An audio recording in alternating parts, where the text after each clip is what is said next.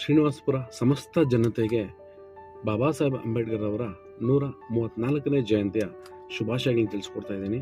ಈ ಸಂದರ್ಭದಲ್ಲಿ ಏಪ್ರಿಲ್ 14 ಸೋಮವಾರ ದಿನ ಅದ್ಧೂರಿಯಾಗಿ ಶ್ರೀನಿವಾಸಪುರ ತಾಲೂಕಿನಲ್ಲಿ, ಶ್ರೀನಿವಾಸಪುರ ಪಟ್ಟಣದಲ್ಲಿ ಅದ್ಧೂರಿಯಾಗಿ ಬಾಬಾ ಸಾಹೇಬ್ ಅಂಬೇಡ್ಕರ್ ಅವರ ಜಯಂತಿಯನ್ನು ಆಚರಿಸಲು ಮುಂದಾಗಿರುವ ಎಲ್ರಿಗೂ ನನ್ನ ಕಡೆಯಿಂದ ಅಭಿನಂದನೆಗಳನ್ನು ತಿಳಿಸ್ಕೊಡ್ತಾ ಇದ್ದೀನಿ.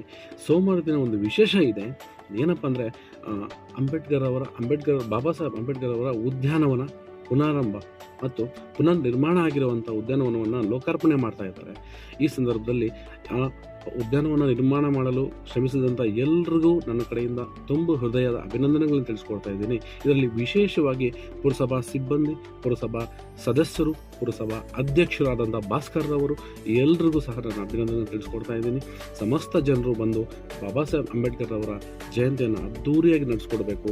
ಯಾವುದೇ ಅವಘಡಗಳಿಲ್ಲದೆ, ಯಾವುದೇ ತೊಂದರೆಗಳಿಲ್ಲದೆ ನಡೀಲಿ ಅಂತ ಮನಪೂರ್ವವಾಗಿ ನಾನು ತಿಳಿಪಡಿಸ್ತಾ ಇದ್ದೀನಿ.